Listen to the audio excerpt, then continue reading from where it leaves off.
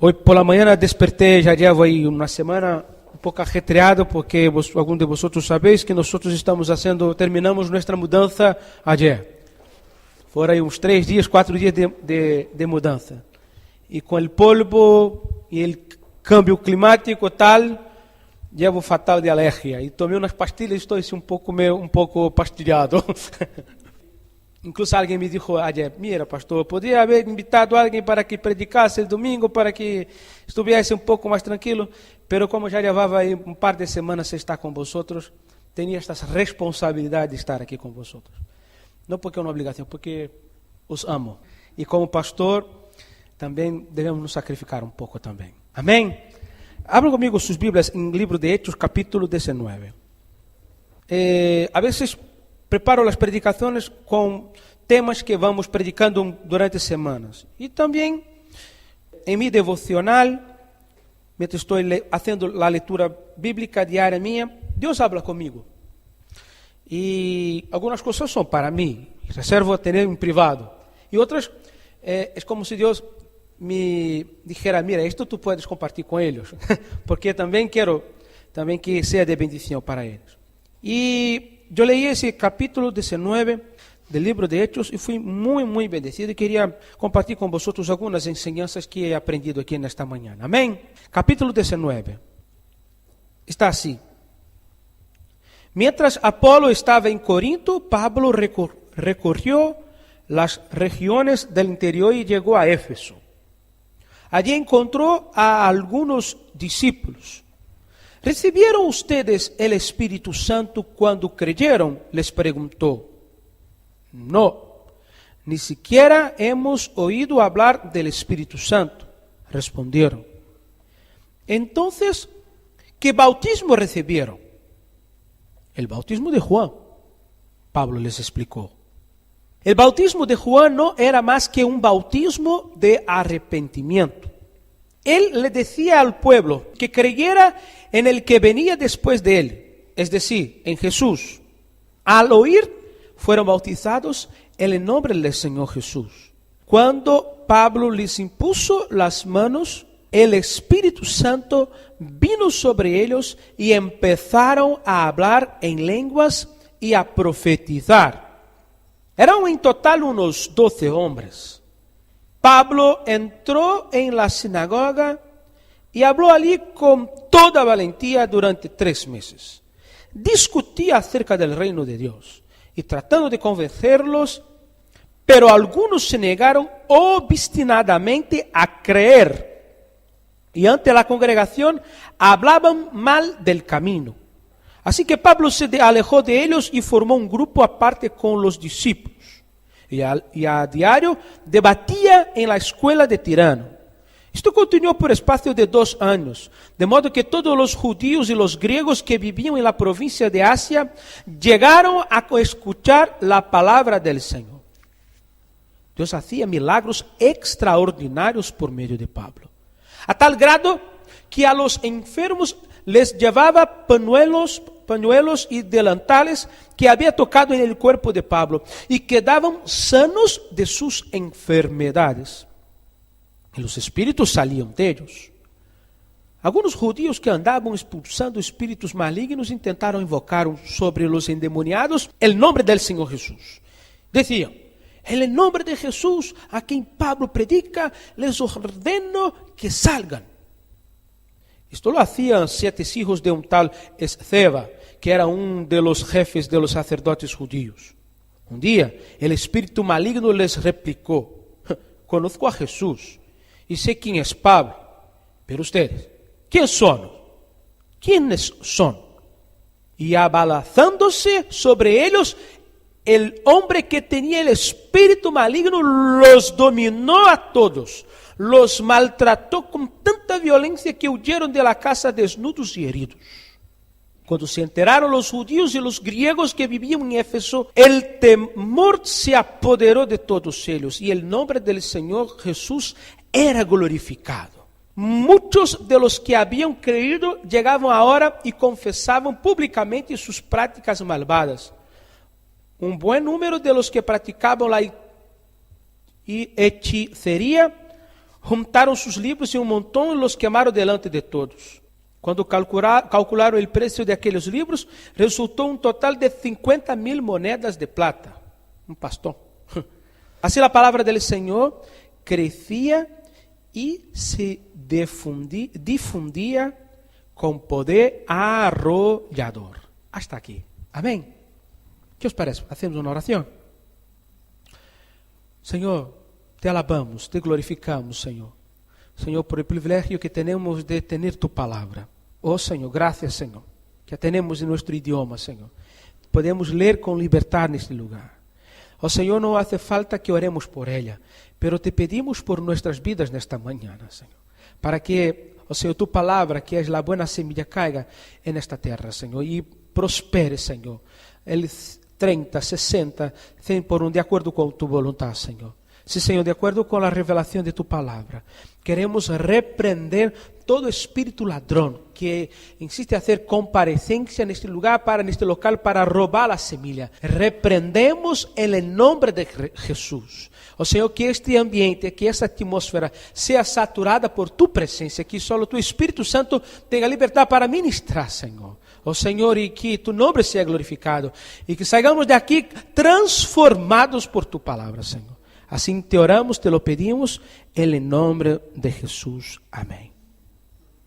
Como os comenté, esta semana yo estaba leyendo este texto y el Señor habló muchísimo en mi corazón. Y yo me quedé así pensando lo que sería vivir aquellos días en la iglesia de Éfeso. ¿Cómo debería ser la iglesia de Éfeso en aquellos días? Pablo estaba empezando la iglesia de Éfeso. Había hermanos creyentes allí cuando llegaron. Pero Pablo empezó a estar con ellos allí. Y una cosa que me llamó la atención mientras leía este texto, y si pudiera dar un titular a este mensaje, yo podría aquí: una vida llena del Espíritu Santo. La historia de la iglesia en sus primeros días está marcada por una actuación tremenda del poder del Espíritu Santo sobre la iglesia. ¿Sí o no? Los milagros que ocurrían, las conversiones. Claro que había también fuertes oposiciones, pero la manera como Dios fortalecía, daba fuerza a la iglesia aquellos días. Y podemos ver la actuación del poder del Espíritu Santo. El propio libro de Hechos es conocido como Hechos del Espíritu Santo. Y nosotros vemos esto primero en la vida de los apóstoles. ¿Sí? Hombres llenos del Espíritu Santo. Un Pedro y un Juan que llegan y la puerta de la iglesia, del templo, que había, y hay un cojo. Y aquel hombre está allí pidiendo las cosas, pidiendo limosna allí, y hombre, no tengo plata ni oro, pero lo que tengo te doy. Levanta. Y aquel hombre salta y la gente se queda así maravillada con lo que está pasando. Y nosotros vemos esto en la vida de los apóstoles y aquí en la vida de Pablo. Y sin embargo, en la vida de la iglesia. Y el texto que leemos en esta mañana, nosotros vemos tanto en la vida de Pablo como en la vida de la iglesia, ¿sí o no? Vemos esto marcando. Y yo quisiera meditar un poco en esta mañana sobre los efectos del poder del Espíritu Santo en la vida del creyente, utilizando como base el contexto en que Pablo vivía. Y para esto nosotros tenemos que hablar un poco sobre esta iglesia, que era la iglesia de Éfeso. Pablo está en su segundo viaje misionero, cuando llega a este lugar. Y allí encuentra con esos hermanos. Allí encontró algunos discípulos, como está en vuestra Biblia ahí, en el versículo 1. No obstante, estos discípulos no habían sido enseñados sobre el poder del Espíritu Santo en la vida del creyente. Ellos conocían sobre el bautismo de Juan, que era un bautismo de arrepentimiento, ¿sí o no? Que mostraba a la gente de que la gente había pasado por un cambio, por una transformación de vida. Pero cuando Pablo llega allí, ve que ellos aún no conocían nada sobre la realidad del Espíritu Santo en la vida del creyente. Y antes que nada, yo pienso que si hay una cosa que necesitamos saber es que el Espíritu Santo, el poder del Espíritu Santo, hay muchísimas ideas equivocadas sobre lo que es poder del Espíritu Santo. Hay gente que piensa que poder es apenas ruido. ¿Sí o no? En algunos contextos, las personas piensan que es ruido o una cantidad tremenda de señales o movimientos, eventos. Pero la realidad, el poder del Espíritu Santo en la vida del creyente debe ser algo como un estilo de vida, algo que debe hacer parte de la vida de él, se mover a través, no solo en las reuniones, y no se mueve apenas con ruidos, pero tú en tu casa, en tu habitación, donde estés, tú puedes ser impelido por el poder del Espíritu Santo. ¿Sí o no? Amén. Y aquí en este caso, Pablo enseña sobre el bautismo con el Espíritu Santo como una experiencia aislada de la conversión. Tú y yo, cuando recibimos a Jesús cuando recibimos a Jesús como nuestro Señor y Salvador, recibimos el Espíritu Santo en esta vida. Amén. A mí me encanta cuando a la persona hace una oración de entrega. Señor, hoy entrego mi vida a ti. Te recibo como mi Señor y mi Salvador. Te pido que entres en mi corazón y que haga de este lugar tu vivienda, tu lugar para que vivas. Que quite de mi corazón aquello que no te pertenece. Y el Espíritu Santo de Dios viene y llena el espacio de nuestro corazón. Ahora nosotros somos propiedades del Señor. Amén. Pero aquí Pablo está hablando de una experiencia distinta. Y ora por aquellos hermanos. Al oír esto, fueron bautizados en el nombre del Señor Jesús. Y cuando Pablo les impuso las manos, el Espíritu vino sobre ellos y empezaron a hablar en lenguas y a profetizar. Y de aquí para adelante, vemos que la historia de esos hermanos va a ser cambiada de una manera tremenda. Y si seguimos leyendo el texto, vemos señales claras que el poder del Espíritu Santo estaba en la agenda de esta iglesia. Amén. Pero yo quería seguir aquí hablando. En la iglesia, por ejemplo, ¿cómo vemos que Dios seguía actuando en esta iglesia? Vemos este poder se manifestando en la vida de la iglesia a través de la manera como Dios respaldaba sus discípulos. Fijaos que en versículo 13 al 16, Lucas, que escribe Hechos, el libro de Hechos, está contando de un grupo de chavales, de hombres, que estaban intentando copiar lo que los discípulos hacían. Querían falsear, o sea, imitar lo que eles estavam haciendo. É a história de los hijos de un tal de Esceva. Pero gana una paliza, hombre. Un palizón, ¿no? Y el texto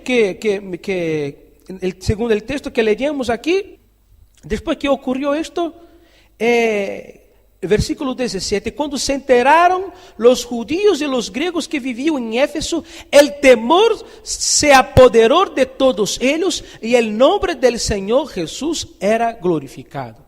O sea, es decir, no hizo falta que alguien fuera a defender por él. Mira, esos ahí no son de Dios. No, déjalo hacer. Pero fueron avergonzados de tal manera y que la noticia se difundió. Y el texto nos dice aquí que después de esto el temor se apoderó de todos ellos y el nombre del Señor Jesús era glorificado. O sea, Dios estaba respaldando la obra que está haciendo allí. Cuando una iglesia está llena del Espíritu Santo, del poder del Espíritu Santo, Dios respalda. Puede venir la persecución, puede venir gente que en el medio de ella que quiera falsear, pero Dios se encarga de mostrar lo que es verdadero. La segunda cosa que veo del poder del Espíritu Santo en la vida de la iglesia es por la manera rápida y efectiva de cómo el Evangelio alcanzó toda una región. Versículo 20 está así, versículo 20. Así la palabra del Señor crecía y se difundía con poder arrollador. No era só com poder, pero com poder o quê? Alguém tem um sinônimo para arrollador para mim aí? Como está em la Reina Valera? Como está na Reina Valera? Poderosamente. Um crescimento poderoso. Pero, nesta manhã, eu queria fazer um hincapié sobre os efeitos deste poder em la vida de Pablo, que a mim me chama muitíssimo a atenção. De que maneira podemos ver isto na vida de Pablo? Vemos este poder manifestando na vida de Pablo através do modo como dá testemunho de sua fé. O versículo 8, alguém lê para mim a versão nova, a versão esta Reina Valera, versículo 8.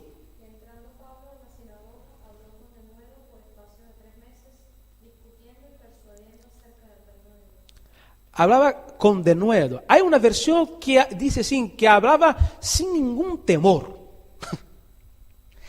En la mía está con toda valentía. ¿Qué significa hablar sin ningún temor? Fijaos aquí.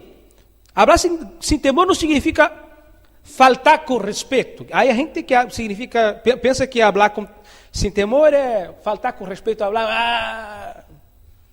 ou ser inconsequente, ou falar com raiva. Parece que está querendo pegar a pessoa. Não. Significa aqui que ele falava com uma convicção. Hablar significa hablar lo que es correcto en el momento oportuno y con una convicción. Y solo hacía esto porque tenía la inspiración del Espíritu Santo. Hablaba como alguien que convence. Eu estava pensando, há gente que habla do Evangelho, já he compartido aqui várias vezes este exemplo, mas sempre me gusta utilizá-lo. É que nós, a vezes, nos portamos como se fosse uma tienda que está cerrando por jubilação. ¿Sabe o que digo? Ou estas tiendas que estão cerrando e que a gente te atende com uma mala gana, ou que tu não consegues convencer a pessoa. Na realidade, alguém vem na tienda para comprar e hace uma mala cara, ¿sabes? Não tenho, não há. E quando tem, está, é o que há. E quando nós predicamos o Evangelho, não devemos ter esta cara. Nós temos que ter uma cara que convence a pessoa. Que o Evangelho ha cambiado nossa vida. E tu eres feliz? Sim, muito feliz. ¿Está contento? Muito contento. El banco. Pero el Espíritu Santo hace aquí, en la vida de Pablo, hace que cuando Pablo llegue a la sinagoga, habla con toda valentía. ¿Sabe? Y hay otro equívoco, que yo no puse aquí, pero hay gente que piensa que alguien, mira, es que yo no tengo un don de hablar, no soy elocuente, tal, pero está enganado. Yo pienso que hay gente que es más eficiente, es más convincente con su manera sencilla do que alguien que habla con elocuencia. Porque alguien a veces habla así y este habla así. Este ahí es un cantante, hombre. Este ahí es un... Lo habla, pero no convence nada. Pensa que está... Pero el Espíritu Santo es que convence a la persona. Amén. El Espíritu Santo hace la obra. Tu papel, mi rol, es de abrir mi boca y hablar. Y bajo la inspiración del Espíritu Santo. Fue que lo que Jesús habló a los discípulos en Hechos capítulo 1, versículo 8. Capítulo 1, versículo 8. Mas recibiréis poder. ¿Para ser o qué? Testigos. ¿Sí? ¿Está ahí? Pero cuando venga el Espíritu Santo, ustedes recibirán poder y serán mis testigos, tanto en Jerusalén como en Judea, Samaria, hasta los confines de la tierra. La razón para que Dios había enviado el Espíritu Santo para nosotros es para nos dar poder, para ser ¿o qué? Testigos. Y Dios nos llama a esto en esta mañana. La segunda cosa que veo en la vida de Pablo es como el poder, la operación del Espíritu Santo, que es lo que estamos hablando aquí. Vemos claramente esse poder na vida de Pablo quando ele lidia con fuertes oposiciones. El texto nos dice que mientras Pablo enseña, había un grupo que se negara a creer en el mensaje. Como es este que Manolo estaba hablando ahora poco. Y ante la congregación, peor, ante la congregación hablaban mal de camino. Si se negara a creer, muy bien, ya estaba malo, sí, pero ellos siguen aquí, ante la congregación hablaban mal del camino. Y yo estaba pensando, oye, si fuera Pablo allí, estuviese allí y no entendiese un poco sobre lo que es el discernimiento que viene del Espíritu Santo, actuando bajo mi propia conciencia, mi propia manera, es que aquí no hay espacio para la predicación del Evangelio, me marcho porque aquí no hay, no cree, y otros están hablando mal, es que aquí no es mi sitio. Pero no, Pablo, bajo la inspiración del Espíritu Santo, hace algo tremendo. Identifica que en el medio de aquellos habían verdaderos discípulos. Y con esto empieza un ciclo de entrenamiento que tuvo como tiempo de duración 2 años. Es que no es el término, está terminando algo. Al revés, Dios está dando sabiduría para que Pablo empiece algo poderoso. Y aquí veo 2 cosas muy importantes que aprendemos con el ejemplo de Pablo y que sirve para nosotros como creyentes, que nosotros debemos buscar una visión espiritual para identificar quién son aquellos que son los verdaderos discípulos, quién son aquellos que nosotros debemos invertir nuestro tiempo. Porque hay gente que a veces quedamos allí y parece que no sale, ¿sabe lo que digo? Y aquí él dedica tiempo a estos durante 2 años. Que son las personas que van a entrenar. Y la otra cosa es que está dispuesto a ser instrumento de Dios para enseñar a las personas. Y enseñar no significa apenas estar personas sentadas en un banco o una clase, ¿vale? Una aula, y alguien delante enseñando. Se puede enseñar al diario, ¿sí o no? Con la vida. A veces pensamos que, claro, que todo entrenamiento es bueno, buenísimo, tal, pero podemos enseñar de una manera sencilla. Y yo estaba leyendo algunas cosas sobre entrenamiento y los expertos llegan a la conclusión que una de las cosas que marcan las grandes empresas del mercado de hoy es que son punteras en el mercado, tienen como uno de sus ejes el entrenamiento. Las cadenas estas, como McDonald's, entrenan a sus funcionarios para trabajar. Mercadona, me parece que Mercadona tiene un centro de entrenamiento aquí, no sé si tiene un local grande donde entrena a sus funcionarios allí, para después estar trabajando en sus tiendas. Y ofrecen para que el funcionario incorpore la filosofía de la empresa. Y yo estaba pensando, desde hace mucho, el Espíritu Santo ya está haciendo eso con la iglesia. Entrena a las personas a través del discipulado, ¿sí o no? El discipulado es un método de entrenamiento utilizado por Jesús, que fue utilizado por Jesús. Entrenó a sus discípulos. Después dejó la misión de que ellos siguieran enseñando. Mateo capítulo 28, verso 18, ¿cómo está escrito? Jesús diciendo a los discípulos, dice, sí, Mateo 28, versículo 18, ¿alguien tiene ahí? Versículo 19.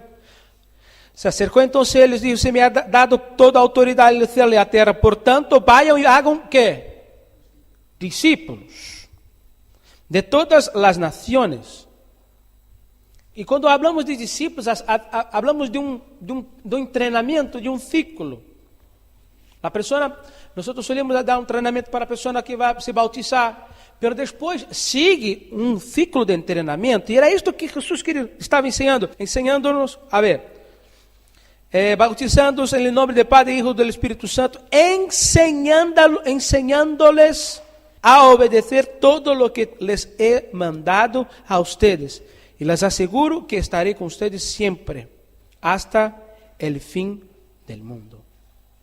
Es decir, Jesús ya estaba haciendo eso con sus discípulos y dejó esto para la iglesia. Y aquí la iglesia en Éfeso está cumpliendo. Y Pablo aquí, lleno del Espíritu Santo, está haciendo discípulos, está discipulando las personas.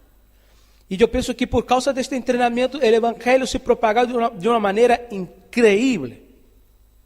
Fijaos en el texto, todos los judíos y los griegos que vivían en la provincia de Asia llegaron a escuchar la palabra del Señor. Oye, yo estaba meditando en ese texto. En aquella no había internet. En aquella no había los transportes que tenemos hoy. Los desplazamientos tardaban, ¿sí o no? En coche, no, porque coche no había. Animal o caminando, hombre. Y aquí el texto está diciendo que el Evangelio se propagó en toda aquella localidad, en toda aquella zona, con la rapidez. Y yo pienso que eso fue posible por esto, por la manera, porque Pablo no podría estar. La cosa no estaba centrada en Pablo, pero Pablo había enseñado a las personas. Y Pablo había sido inspirado por el Espíritu Santo mientras está sufriendo fuerte oposición. Yo no sé lo que tú estés pasando en esta mañana.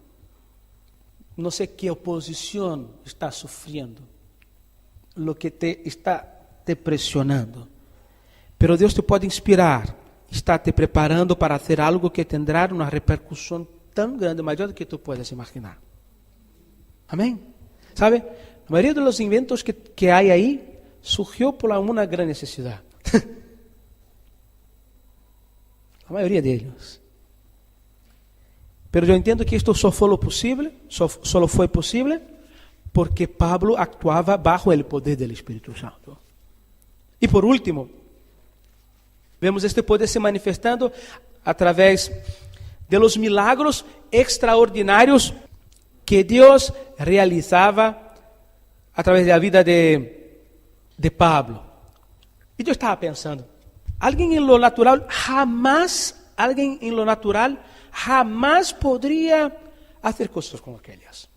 Lo que ocurría en la vida de Pablo era resultado, entiendo plenamente convencido que era resultado de la actuación del Espíritu Santo. Y yo no quiero ser desleal con el texto, quiero mirar el texto. Y el texto está así: Dios hacía milagros extraordinarios por medio de Pablo. ¿Quién hacía los milagros? Pablo o Dios? Me ayude a predicar. ¿Quién hacía los milagros? Pablo o Dios? Dios hacía los milagros. Aquí nosotros no vemos a alguien manipulando el sobrenatural. En Sudamérica, en Brasil, a veces algunos sitios que ponen así: vengan que hoy serán noches de milagros. Ellos tienen derecho de milagros, compraron los derechos autorales, como no sé cómo se llama, derecho de propiedad, y que ahora pueden manipular. No. Nosotros como iglesia oramos, porque creemos, y Dios sigue haciendo lo mismo. Como hacía en el pasado, sigue haciendo hoy. ¿Amén o no? Pero ¿quién hace el milagro? ¿Tú o Dios? Dios. Qué lección tremenda que nos deja ese texto. Cuando el Espíritu Santo actúa, no hay espacio para personalismos, no hay para el ego humano, sino que la gloria y la honra es para ¿quién? Para Dios. Tal vez alguien pueda preguntar: mira, pastor, ¿y por qué no vivimos esto en nuestra vida? ¿Y por qué no sucede esto, no ocurre esto corriente en nuestros días? Si yo fuera un filósofo, respondería con otra pregunta. Pero no estoy dispuesto a hacer esto aquí hoy, en esta mañana. Tampoco quiero decir que tengo todas las respuestas. Pero me atrevo a decir que muchas veces no ocurre porque nosotros no valoramos el hecho de ser llenos del Espíritu Santo. La verdad es que nosotros estamos dispuestos a ser llenos de tanta cosa. Hay una industria intentando nos llenar todos los días, ¿sí o no? Tú vas a un centro comercial Tu mirada por los escaparates, algunas tiendas, ahora mismo hace poco fuimos a Lisboa, fuimos a la tienda esta de muebles IKEA, que es famosísima, de muebles. Y tú entras en la tienda y piensas así, oye, los muebles que tengo en casa son una basura. Qué fea está mi casa. Pero hace las cosas de una manera que te sienta incomodado y que la cosa está pensada para que tú no salgas de allí, aunque no deje un céntimo, pero tú tienes que dejar un céntimo. Aunque tú no compres nada de mueble, pero a lo mejor va a comer, porque hay una zona de restauración, donde tú vas a comer unas albóndigas por 4 euros. Y con un menú de este por 4 euros. O sea, es tentado a comer, va a te llenar de alguna cosa, aunque no sea tu alma, tu barriga, va a llenar de alguna cosa. Pero yo pienso que la gente está intentando se llenar de cosas que no va a traer satisfacción. ¿Sabes lo que digo? Pero en esta mañana Dios está nos hablando. Yo pienso que Dios nos ha traído aquí para que sepamos que nosotros tenemos que ser llenos del poder del Espíritu Santo. Si alguien te preguntar, ¿qué pastor predicó el domingo en la iglesia? No me acuerdo muy bien, pero la única cosa que grabé, que registré fue que nosotros debemos ser llenos del Espíritu Santo. La tarea de casa ya está, el deber ya está hecho. Me atrevo a decirte en esta mañana que no es el trabajo que te llena, aunque sea importante en los días de hoy. Pero no es esto que te llena. No es un hijo o un matrimonio que te llena, aunque sea importante. Dios dijo para Adán, mira, no es bueno que tú estés solo. Los hijos son bendición para nosotros. El salmista nos dice esto. Pero, aunque sean importantes, no es esto que nos llena. No es una casa, un piso que te llena. Estoy muy contento porque Dios nos ha arreglado una casa para vivir. Estábamos orando, pidiendo a Dios y Dios nos regaló de una manera que podíamos estar viviendo allí. Y nos dio a varios hermanos, nos ayudaron muchísimo. Estoy muy, muy contento. Pero no es una casa. En este país hubo un momento que la gente pensaba que tener un piso y una casa llenaría. Y hoy están vacíos y no consiguen pagar la hipoteca. ¿Sí o no?